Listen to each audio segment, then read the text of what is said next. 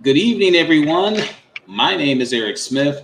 That gentleman over there is James Montgomery, and you are listening to EHP 10 at 10 with James and Eric. Hopefully, everyone day is going well. Sir, how's your day going? It's going great, man. How about yours? You know what? Day has actually been kind of crappy, but you want to know what? You have those crappy days every so often. You push through, have a couple of shots of, have a bottle of, have great conversation with you, and it's a good opportunity to get some stuff off my chest. Hey, perfect. Sounds good to me. Well, always remember this. It always could be worse. Oh yeah, it definitely can be worse. But the great thing about a bad day is that a bad day is only one day. Don't carry it over till tomorrow. So that's my wisdom for today. And with your age, sir, you have lots of wisdom. You know what? You're very funny. You're a very funny guy. But yes, I do. Would you like to know why I'm in such a crappy mood? I would, but just to let you know, you are my father figure. But please, why are you why why are you in such a crappy mood? Well, there's a couple of things that happened. Actually, it carries over from yesterday. One, the result of the NBA Finals, Game One, the Miami Heat versus the LA Lakers. I love the LA Lakers. LeBron James, not so much. Not that he's a bad character guy, outstanding character guy. I just can't root for LeBron. I'm sorry. Why not? Even if that means I go down with the ship, because That's you know what, LeBron was a Cleveland Cavalier, and the Cleveland Cavaliers were at one point an arch rival of our Detroit Pistons, and I just can't just be that bandwagon guy. Oh, LeBron, and I personally I don't believe he's the best ever. Top 10, but I don't believe LeBron's the best ever. Yeah, I know that he's had like the longest peak pretty much out of anybody, maybe with the exception of Kareem Abdul-Jabbar. But other than that, like I said, great talent. Love what he does with the community. I'm glad that he didn't shut up and dribble, but I just can't cheer for LeBron. I'll celebrate him when he goes to the Hall of Fame. I'm really going to celebrate when he leaves the Lakers, but I just can't. I can't do it. I can't do it. The Miami Heat, lots of injuries occurred over in Game One. The Lakers did exactly what they're supposed to do when you've got your. Well, no, I'm not going to use that. I was about to say something about knee on the neck, but I'm not even going to. I'm not even going to go there. So I apologize in advance about that. But when you have an opportunity to put an opponent away, you do it, and that's exactly what they did with the Miami Heat. I'm not even going to get into the score. Anybody who's bad? No, it was horrible. It was horrible. Think about the Laker coach though. He played his starters up until about the last minute and a half. They were up at one point by 32 points. He did not pull back the reins. So, that's the way to have that take them out instinct. Hopefully the Heat, some of those injuries, hopefully they're not as serious as they look. But hey, you know what? It's just one game. They're professionals. So I'm pretty sure Miami's going to bounce back. It's not going to be a sweep. I'm predicting 4-2. So you think it's going to go 6? I was going to ask you what's your prediction. I'll be honest, man. I don't know. I really think, first of all, I don't think Miami has a snowball's chance in Hades. Mm-hmm. People I've seen on social media comparing their team to our 04 Pistons. I'm like, what exactly are you smoking? I don't see that at all, personally. Maybe I'm biased, but on 4 or maybe 5 if they're lucky. I'm thinking 6. I'm thinking 6. Miami's got too much heart for them to get swept, so I don't predict a sweep. I wouldn't be surprised if it went 5 games. Best case scenario for Miami, unless the Lakers have some serious injuries. I'm thinking 6. And that's the thing. Look at the injuries that they have. I already heard Bam and Dragic may be out game 2. Mm-hmm. That's a huge blow. How's Butler's ankle? So we shall see. But I'm definitely not feeling very optimistic for the Heat. Yeah, I'm not either. But like I said, you never know. Nobody expected Miami to get to the NBA Finals. So True. Who knows? They've got excellent leadership. I know that old cliche next man up. Yep. Can't stand that. But, if the next man was really that good, would he really have been on your bench? Would he have been the next man? He would have been the man. Yeah, precisely. You and I agree on something for once. Yeah, it's not very often.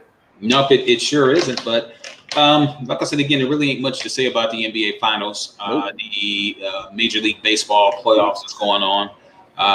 Don't really have too much to say about that. The WNBA Finals is taking place the first time in the history of the NBA and the WNBA that both finals are taking place at the same time. So that's pretty exciting. Yeah.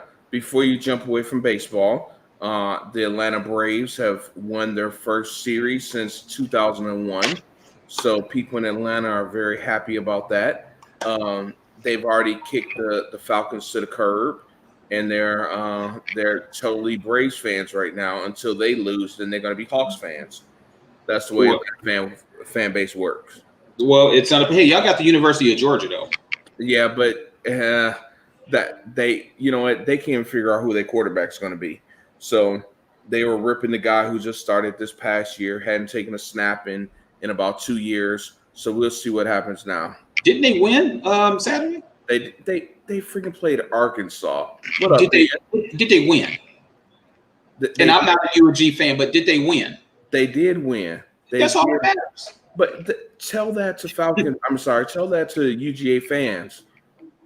Okay, so if they lost, then there would be a big uproar. Oh, blah blah blah blah blah. Did they win? Yes. They you know dang on well sometimes winning just ain't enough. Yeah, well, I guess you can ask Doc Rivers, that the proud new coach of the Philadelphia 76ers. Yes, I'm very happy to see that. I was really hoping he got the job over your Houston buddy. Man, please, you know what? He's a classic case. If there was a big emphasis on offensive coordinators in the NBA, then D'Antoni would be a great offensive coordinator.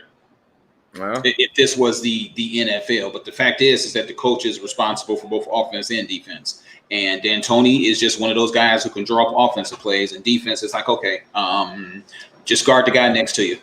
That's why him and Harden get along so well. Well, we're going to see how Harden get along with the next coach. Did Houston ever hire a coach? I don't think so. Okay. Ben, if you're still on, has Houston hired a coach yet? So we'll see what Ben has to say. And Ben agreed with me, sir. He agreed with me. Let the record state, Lakers in 5. Yes, I do see that. And I've got a question for Ben if he's out there. If Houston doesn't have a coach, then who would be a good fit? Of course, you already know the name that comes up with me first. It's Mark Jackson. Mark Jackson. Of course. So Jason Kidd would probably be a good fit over there too. I mean, you got Westbrook, Jason Kidd, two of the most prolific triple-double machines in the history of the NBA. And I think Jason Kidd was a well-balanced coach. Personality-wise, I think he may have settled down and kind of knows that you can't just beat your players up verbally. So that type of style doesn't work unless you're Greg Popovich. Yeah. So listen, we got a couple more topics and we got 2 minutes. I seriously doubt we're going to get through 2 topics in 2 minutes, especially what those 2 topics are. So, Ben says Sam Cassell. You know what? That is an excellent choice. Former Rocket, 2-time NBA champion. Yeah, you know what? That actually is a very, very sexy pick. I forgot about Super Sam Cassell. Cool. But let's talk about the debate. We'll definitely get into power, even if we have to just do something real quick at a later point. I need to talk about that debate real quick, man. That was probably the most ridiculous but yet entertaining debate that I've ever seen. It reminded me, like I told you off camera, reminded me of 2 kids in the lunchroom. Mm-hmm. And our president is so classless to talk about. He's classless to talk about somebody's deceased son. Like I told you, I would have reached across that other podium and I would have snatched his wig off, and I would have stomped a mud hole in his back and walked it dry. That was terrible. All right, so I got a question. Mm-hmm. And you know where I stand with that guy in the White House. The one with the fantastic hair? I wouldn't say all of that. The orange peel? That's the guy, yes. Now, let the record state you said it, I didn't. Oh, I know. So I got a couple questions, and I'll go one at a time here. Agreed, Ben. Same here, Ben. What did he say? I'm not saying bad. What did he say about Bo? Because what I remember, and this is not me sticking up for him at all. I remember him specifically saying, I'm not talking about Bo. I don't know Bo. I'm talking about Hunter. So he's been getting a lot of pushback on talking about Bo. I don't recall, and I want to emphasize that, on anything he said negative about Bo. I feel that he was completely inappropriate for talking about Hunter and his drug addiction. That's where I feel he went wrong at, along with many other reasons. But I know that was completely inappropriate. I don't recall him saying anything that got under my skin, him saying anything at all about Bo, because when he was talking about Biden's son, Biden said, you're talking about Bo, blah, blah, blah, blah. And Trump said, no, I'm not talking about Bo. I don't know Bo. I'm talking about Hunter. So I'm asking you, what did he say about Bo that pissed you off? You know what? So was Bo or Hunter the one that was in the military that was discharged? Say, I thought that it was Hunter. Was it Bo? So my understanding, it was Hunter, but I could be wrong. My understanding, it was Hunter. Hunter was in the military. Hunter got allegedly dishonorably discharged, and Hunter was the one with the drug addiction. If I'm wrong, someone help me out, please. Bo, I remember Bo being the son that was the attorney general. He's the one who knew Kamala. They worked together, blah, blah, blah, blah, blah, blah. So once again, I could be wrong on that, but I don't think he said anything about Bo, because like he specifically said, I didn't know Bo. I'm talking about Hunter. But once again, I could be wrong, but he still was wrong for that. In my opinion, he should not be making any sort of comments, negative, especially about someone who is victorious over a drug addiction. A lot of people don't know. I had to kind of share it with a couple people who was making jokes about it, and I had to kind of share with them. I don't find that funny. I had a sister who passed away from a drug addiction. I don't find any humor in that whatsoever. I'm happy that Hunter was able to overcome that drug addiction. And you're a parent, and God forbid you ever have to experience this, but think about how a parent must feel being a parent of a child who has a drug addiction. You never know when you're going to get that phone call. You dread the day of getting the phone call that your child is in the hospital or possibly has overdosed. You dread that phone call. And for someone to make light of it or talk about it in a negative sense, if anything, he should be respected. It's celebrated. Exactly. And that's where my problem came in at. Well, my problem with it, and maybe I got the two sons mixed up, maybe in the heat of that debate, maybe I lost who they actually were speaking on. But like you said, either way it goes, they should leave their children out of it. They should leave the children out of it, because this is a presidential debate between President Donald Trump, former Vice President Joe Biden. You should leave the spouses out of it. You should leave the children out of it. And that goes both directions. And there's enough fur that you can fly in both directions, which is why I'm hoping at some point we have a third candidate. But in keeping with the subject, and especially with the drug addiction part, my mother did drugs, which is what led me to being adopted. Being a child of a parent that was on drugs, and then thank goodness before my mom passed away, she kicked the addiction. But to be able to overcome that's a day-by-day struggle. Yep. It's a day-by-day struggle. I can't relate to that because I'm not a smoker, a moderate drinker, but not to the point where it's like an issue. But that's with anybody who has like any sort of like craving. Some people say that doing drugs is a choice. Some people say that it is an addiction. Either way it goes, it's tough. It's very, very tough because of the way that the drugs make you feel. They give you an escape. That's why some people like to smoke. That's why some people like to drink. That's why people do what they do. And I can't ridicule or criticize somebody for that, because I don't know that individual struggle. And for somebody to sit there on their treetop, whatever you want to call it, and sit around there and judge people, you got no right to judge somebody. Yep. Because the president, the vice president, we all have our own vices. There's nobody that's perfect among us, because if they were, then we wouldn't be going through all of this mess that we're going through now. So to me, that was just so disgusting. Yep. And I told you this was going to be must-see TV. when we were talking off camera. But God, I had no idea that it was going to be that bad. No idea it was going to be that bad. And he should be ashamed. Both of them honestly should be ashamed of themselves. One of these two gentlemen are going to be the leader of our country for the next 4 years. And regardless of who it is, man, I am scared to death. So remember I said I had 2 questions. The first one I asked, here's the second one. I've seen so many people say stuff about both candidates and how they performed. What did Joe do to get negative criticism? Because from where I sit, I have a very difficult time biting my tongue. I applaud that man. He took some real heat from Trump, and he did not come unraveled. Yes, he said a few things. Can't get a word in with this clown. Told him to shut up. A couple of times. He had a couple moments like that. But with what Trump was doing, attacking Biden's family, I applaud Joe on his performance. Now, I will say this. I mean, I'm not talking about how he put his words together and formed sentences. I've said it from the beginning. Joe is not a debater. It was not a surprise to me that he was stumbling over some things. At one point, he was saying 200,000 people died. He said something similar to that. He got his words mixed up. I'm used to that with Joe. Yeah, I'm definitely used to that with Joe. Exactly, Ben. Joe kept it cool. I totally agree. But what Joe, when he got to his sweet spot, when he was looking over here at the moderator, when he looked into the camera, Joe hit his stride. Joe was in his zone.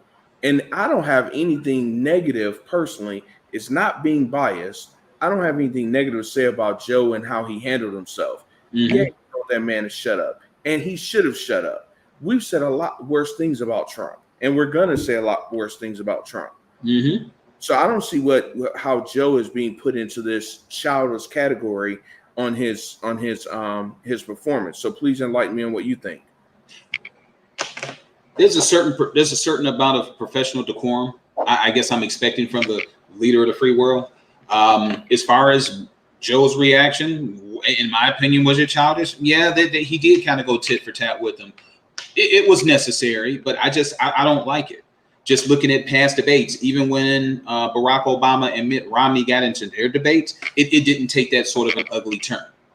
You know, they clearly were not the best of friends, but they did at least have a certain level of respect for one another.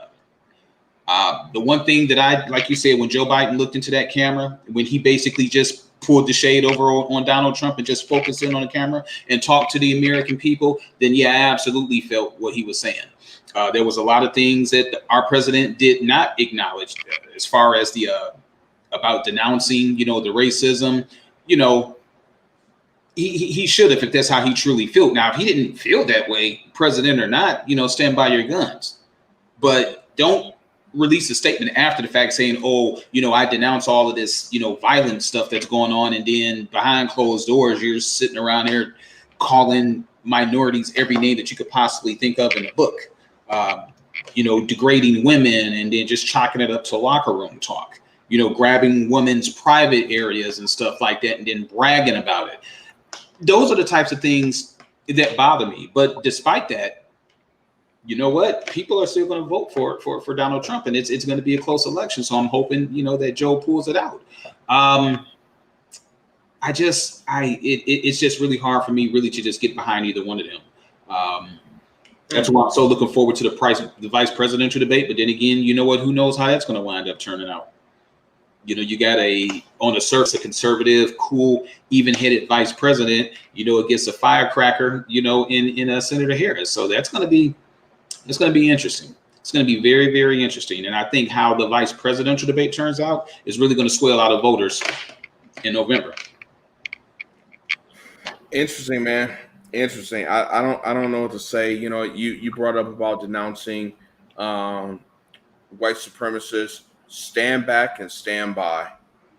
That statement that said so much. Those few words were so powerful. Stand by. I don't know about you, but if I use the phrase stand by, I'm saying I'm calling you up and say, hey, Eric, I'm about to go over to this person's house that I got beef with. If I got a problem, stand by. That's how I'm using standby. I'm Mm-hmm. using it as in wait a minute, be ready for when I call you. That's what I'm using standby for. Whether it's a professional standby, hey, you know what? I'm gonna leave this meeting, but standby may ask you to jump in. Be ready. I don't know any other way to stand by than to be ready. So he just told white supremacist group, the Proud Boys, to stand by. Mm-hmm. Absolutely. There was a video that Mashawn showed me yesterday. It was this white guy. He was saying that in November there's going to be a fight, whether it's Joe Biden winning. You know, the white supremacists are going to riot. If Donald Trump wins, then the Black Lives Matter movement and everything that entails is going to wind up rioting. So really, I think we're in a damned if we do, damned if we don't situation. The vote is so close to being evenly split, somebody's not going to be happy, and it's going to be a big enough number where it's going to cause some problems for somebody. So whoever gets elected or reelected president, but they're going to have hell to deal with trying to calm this country down, because there's going to be some upset people either way it go. And then with the way that this election potentially could wind up being, neither one of these guys may not even get the necessary votes to become president. And God forbid if it winds up having to go to the House of Representatives for the vice president and the Senate for the president. I believe that's the order, or if it's vice versa. Now, I think it's vice versa. I think the House would pick the president and the Senate would pick the vice president. I'm gonna have to go read up on my history about that. But if it goes to the legislature branch, it's gonna be pretty damn interesting, because they don't necessarily have to vote the two people who ran. They could get their own nominations, I believe, within like the House, within the Senate. I think it can be up to like 3 people, and then you pick from those 3. So that would be a pretty interesting format if it did go there. And if it did, how do you think the country would react? Well, first of all, I don't see it getting to that point. I just questioned at this point, how long after November 3rd will we have to wait to see who the president is? That's what I question. I think it's the stupidest thing ever that you can't start counting ballots until election day. I think you should be able to start counting just to get ahead. But I think it's going to definitely be probably a couple weeks at least before we actually find out who won the election. And that's unfortunate too. Yeah. Do you think that it's going to be a repeat of the Al Gore, George Bush situation, or do you think it's going to be worse? I honestly anticipate probably worse. Because so many people are still at home. So many people are afraid to leave home, and understandably so. So many people are not doing that, and they're mailing in ballots. I think we're going to have an abundant amount of mail-in ballots than we've ever had before. Mm-hmm. So I think it's definitely going to be worse. Well, my ballot is already filled out and mailed in. Well, Shay and I will be going to the polls very soon to cast our ballot and let our voices be heard. So, okay. Well, listen, sir, we just became 20 at 10 with EHP. Okay. So actually 23. But you got anything else before we sign out? No, didn't mean to take up so much of your time, but I don't have anything else to say, because if I did, then we would be here all night, and you and your wife probably need to get yourself some rest. So I'm just gonna keep my mouth shut, well, at least on camera, and then if I've got anything to say, I'll post something. But I'm gonna go ahead, call you. Okay, 1-800-collect. Okay. Right. All right, man. It's been real as usual. We definitely will talk soon. And to the people out there, we will see you on Monday at 7 p.m. We sure will. Stay safe, America, from our mouths to your ears. And good night. Good night.